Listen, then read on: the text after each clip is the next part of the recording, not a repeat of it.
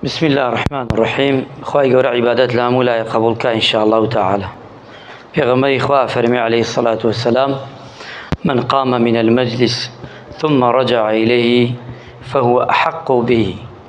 وأتكسي لنا وكورك دا مجلسك دانشتبو كاتي هستا ورويشت جيغا كي بوش بو بطالبو أو كاتا أو بياوا قهاتوا أبي خوي دانشي لشويني خوي. وأصل شوية لما جيسا أجا كسيك شوينكي بطالبو يكسر يمتاو ندين شوينكي بركينوا إلا خوي بليت أو من أروم ناقر يموا هيك يتربشت شوينكي.